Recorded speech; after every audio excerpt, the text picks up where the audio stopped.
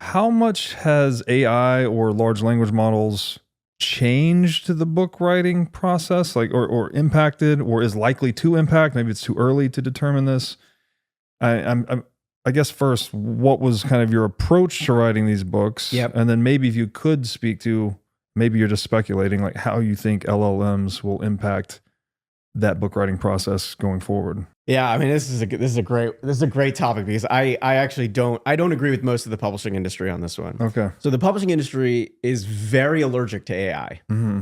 They are allergic to it in some cases for good reasons. People are like, well, if AI is doing the writing, then what do the writers do and how do they get paid? Mm-hmm. A totally fair concern. Like, I get it. I understand where the impulse comes from, but I think it misses the enormous benefits that this technology offers writers. Mm-hmm. So I am not shy about using this technology, particularly for the following. I write books about stuff that happened a long time ago.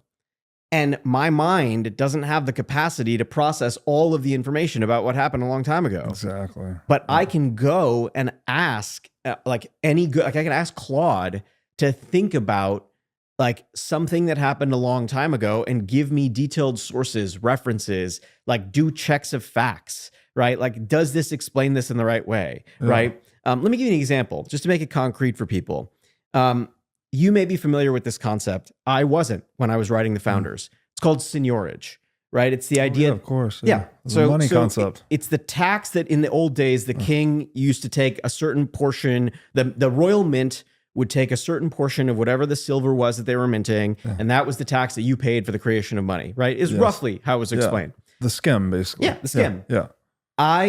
There was a section in The Founders where Peter Thiel is explaining to Max Levchin what seigniorage is. Mm-hmm. And Max is confused and, or not confused, but like it's a little bit of an abstruse explanation, right?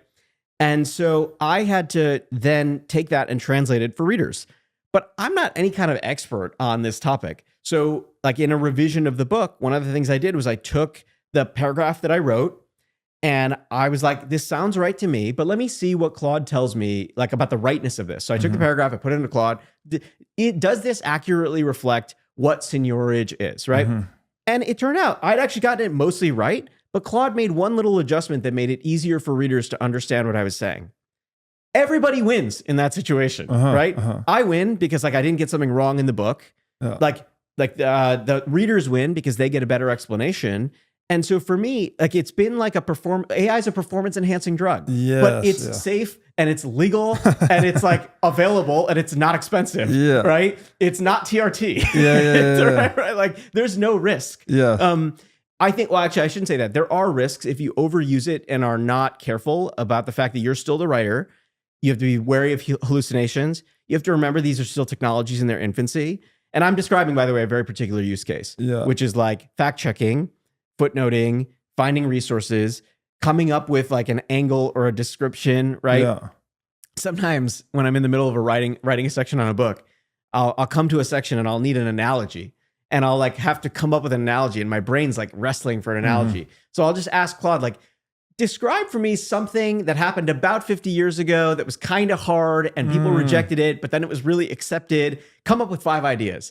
And it'll come up with 5 ideas. And I'll be like, that's the one. And then I'll go and find more about that. So just something that stokes the creative juices in a way. And why wouldn't we want that, right? Like, by the way, that's not the only way I stoke my creative juices. Sometimes it's like a 2-mile walk where I'll noodle on one problem or it's listening to the same song on repeat or it's whatever the hell people do, right? But I think of AI as a technology to fundamentally enhance that process. And it lets me take my normal nerditude and just like dial it up to a 10. Like I can do things with AI I could never do before. And that is not, it's not what people think, which is AI is not doing the writing for me. Yes. Yeah. AI is like having the world's best research assistant who never gets tired, never objects, who can like go down any rabbit hole I want, and who can look up everything that's ever been written on seigniorage in like 5 seconds and tell me if my 1-paragraph explanation is correct. That's pretty epic, right? Here's the challenge,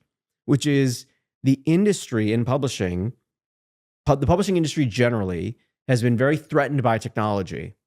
So they're not embracing of AI. There are things written into contracts now that are preventing publishers from using AI on author books because authors are like, well, I don't want them. I don't want LLMs training on my work. I don't want LLMs studying my work. I don't want LLMs involved at all in my work. And like, by the way, I don't know all the arguments in this space because I kind of tend to do my own thing. That's never going to work, though. It's never going to work. And the genie's you can't put the genie back in the bottle.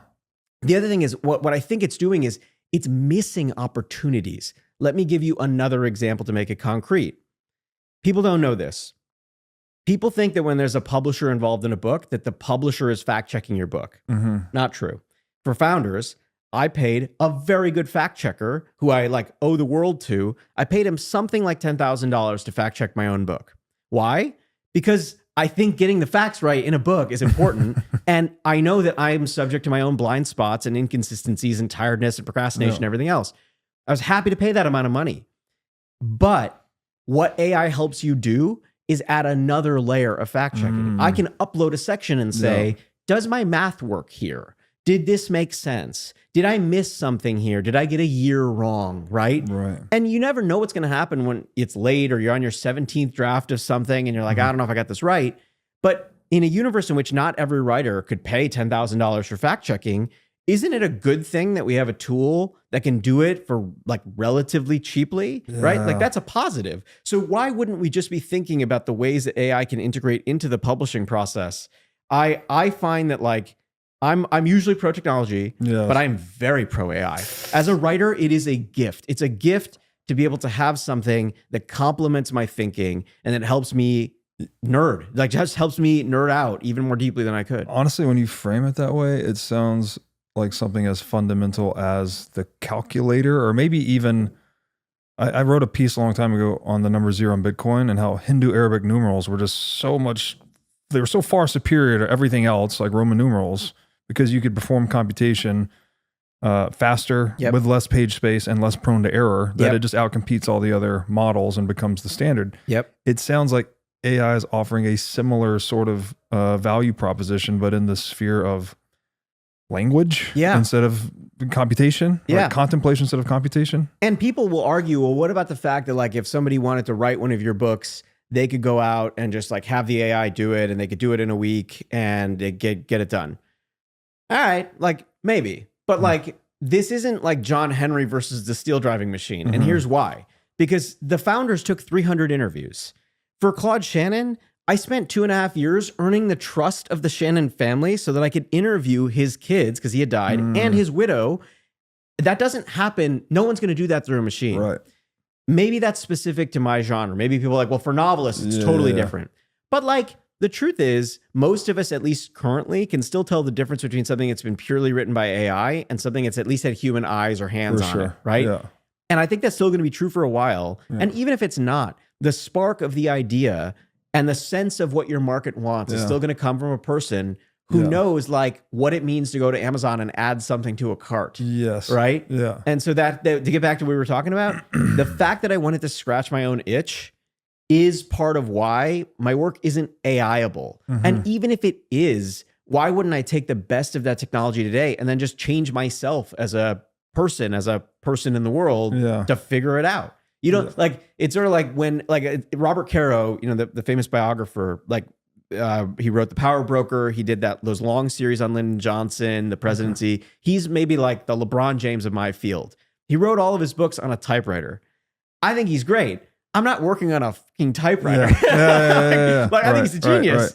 I'm sorry, I'm not working on a typewriter. It's just not going to happen. Maybe his books will be better than mine, but I don't think me using a word processor is making my books not as good, right? I think part of it is he just spends a long time researching, but I think there are all these intrinsically human parts of writing, and it's why I'm not threatened by this technology. I mean, talk to me in 5 years. Maybe the books will get done with AI. But I don't think a robot is going to sit for 4 hours in front of Elon Musk and talk to him about the creation of PayPal. At least not for a good long while. And so there's work that is intrinsically human, and AI can help me with all the stuff that helps make my books better. Yeah, no, totally makes sense. And it's liberating, right? It's actually freeing you up, because if you didn't have I kept noticing you're referring to him as Claude. So does that mean you have your own? No, well, I use Claude.ai. Oh, Claude.ai. Okay. Yeah, I find it, there are people who are like fans of like one particular model or another, like fans of ChatGPT. I find Claude to be just very good. The user interface is very good. Okay. And the company Anthropic that's behind it, they're serious. You know, they have a lot of support and a lot of users. By the way, like just to like level with everybody who's listening, I'm not any kind of expert on this. Yeah. I am a user, but I am a paying premium user. And I like these products a lot because they help me do good work. Yes. And so my view is like, I will like continue to use these as long as they add value. And if my readers are benefiting because I'm able to do books with more precision, everybody wins. So just to, but I use Claude and it's just Claude.ai. I'm a big fan of how it works. Yeah. Are you familiar? You probably heard this, the example Steve Jobs gave about the computer being a bicycle for the mind. It just sounds like an extension of that, right? It's exactly right. It's just enabling us to do the things we do as humans faster, better, cheaper, less prone to error. Yep. Creative task, largely, as you're talking about with book writing.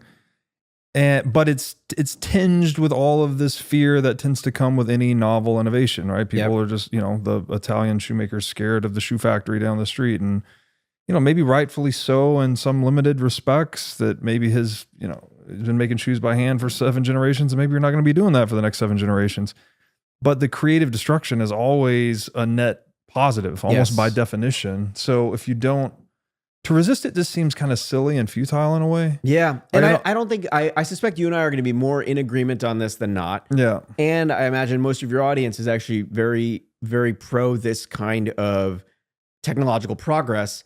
I think that the key question for people who are against it is like, what is the alternative exactly? Right? Like, how do you put the toothpaste back in the tube? Yeah, like I like my car versus the horse and buggy. I like my debit card versus like having to keep a lot of cash or gold bricks in my house. I like the ability to ask Claude questions as opposed to having to spend an hour on Google. Yes. Like there are all these things where like the alternative is actually an anachronism at some point. Where if you look at the alternative, you're just asking people to spend more time, energy, money, or good sense on something that is like nonsensical. Right. And by the way, at the same time, what's great about several of the innovations I just described is that there are still people who are manufacturing world-class horse and buggies, right? There are still people who are like creating interesting things that might seem like they're not as efficient to us. There will always be room in the world for somebody who wants to build a ship in a bottle. Right. That's just always going to exist. And then, by the way, that's a great thing. Craftsmen of that kind at that level are always going to have a market for their work. Right. And so the idea that like somehow technology will eliminate that level of craftsmanship, we just don't have any evidence for that. I think it's the opposite, actually. I think the more human time you liberate, the more you give the artisan or the artist the time to do these little hobby crafts and mementos or whatever these things are, right? Like the intuition for me is that it's going to free us from a lot of the computational task that we actually don't like to do. I would say, I'm looking at accountants and attorneys and investment bankers.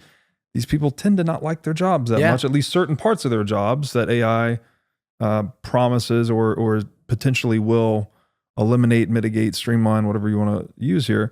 That's freeing people up to do more creative work, I think, in the bigger picture. And that's really what gives us fulfillment, is when we actually are involved in a creative process.